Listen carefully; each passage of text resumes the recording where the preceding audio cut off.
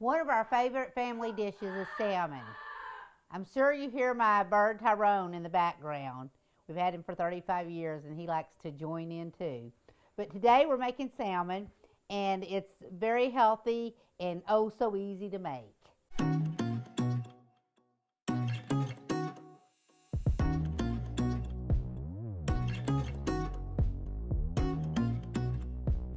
Okay, I bought a salmon at Sam's, and it was a big one, in which there's only 2 of us eating, so I don't want to cook that much. So I've cut it in half, and I'm freezing the other half for another time. So I put it on on foil to cook, so that it's just a throwaway mess. The pan will be easy to clean. So we're going to start off. I've already got it on the foil. I've already got it cut and setting on here. So what you want to do is when you cook it, the biggest thing is for it not to dry out while it's cooking. So I want to put some olive oil on it, and you can either do olive oil or pads of butter.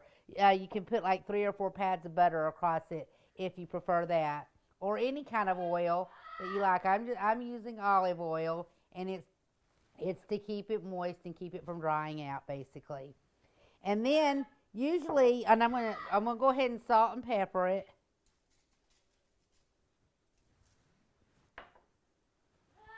Season it all up. And then I've got, a lot of times I put cilantro on it. You can tell I use a lot of cilantro.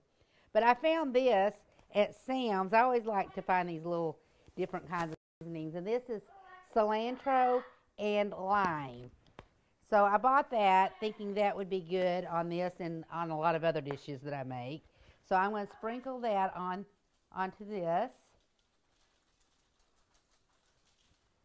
Season it all up. And usually you'll put lemon on it. I don't have lemon, so I'm using an orange because the point is citrus. I mean, we've got the lime flavor, but I'm putting a little citrus juice on it.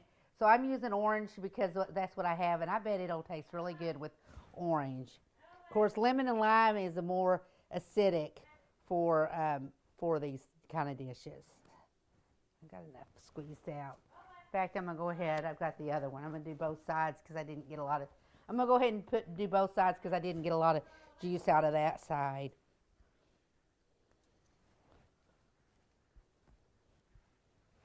And again, it's just for the citric flavor. And then you can always, I'm drinking a glass of wine, you can always pour a little wine on it for flavor too. I am not this time. I have in the past.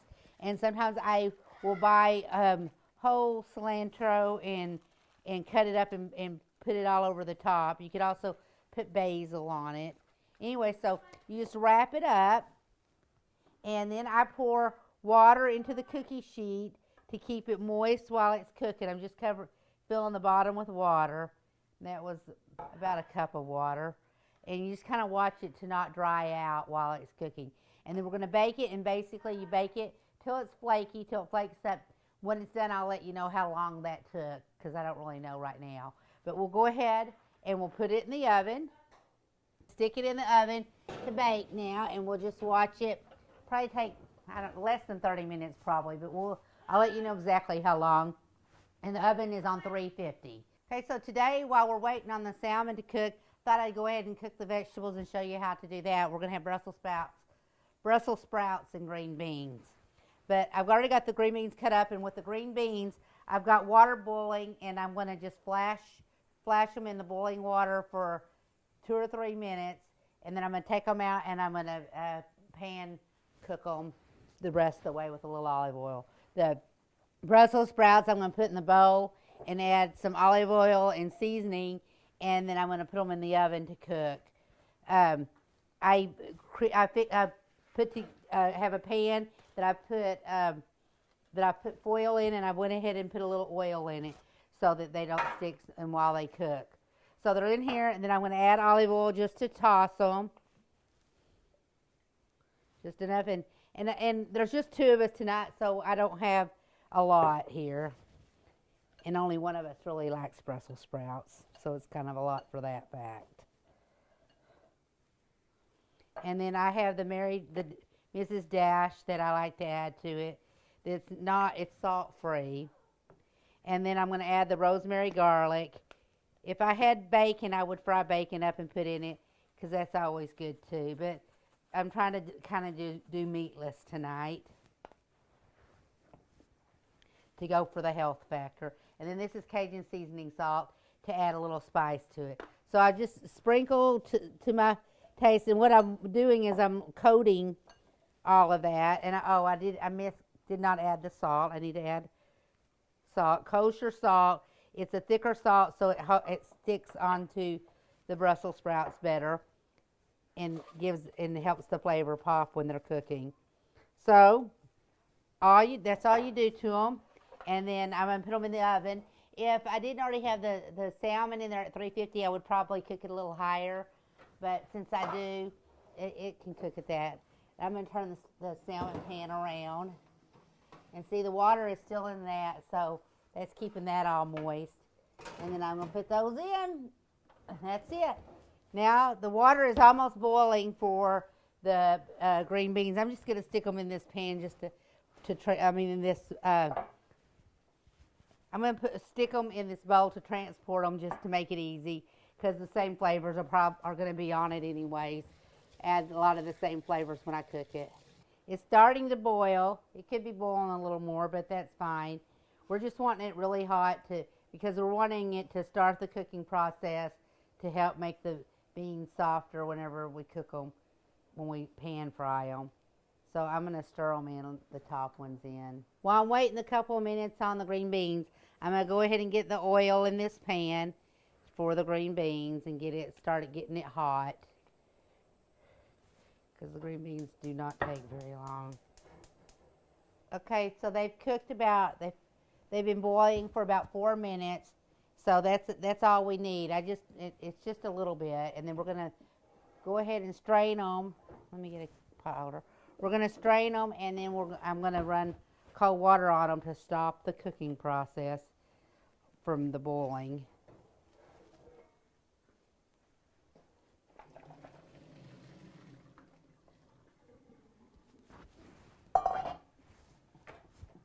This makes them a little bit crunchy. Not too crunchy, but I mean, they're tender, but they're not just really soft. And now I'm going to put them in the oil that I already have on.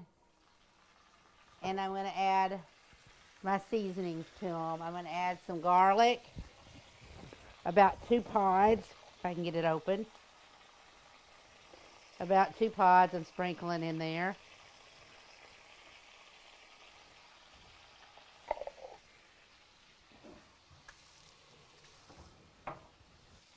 And then I'm going to add rosemary garlic.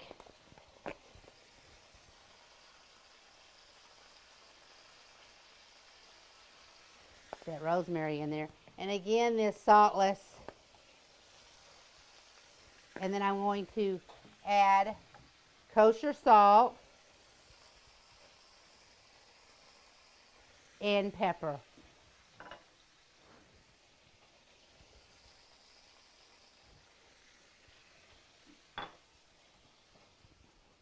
Wash my hands. And then we're just going to stir fry it. Find a spatula.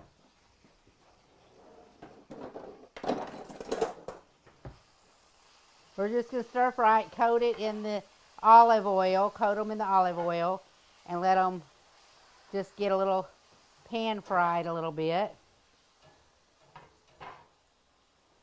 And I've got them on low. Probably need to turn them up a little bit, I will.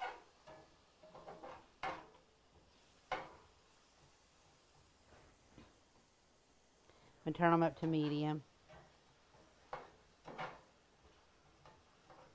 We'll just let them sit there and cook for a little bit. We're just like wanting them to get like a little browned on the edges and that type of thing. And then they'll be ready.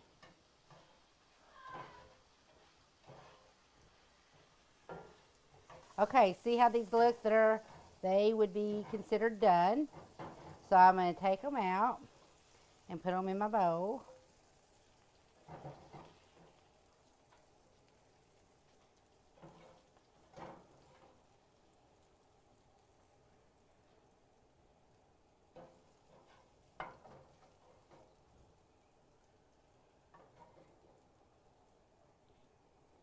And I'm going to sprinkle a little more salt on the top of them.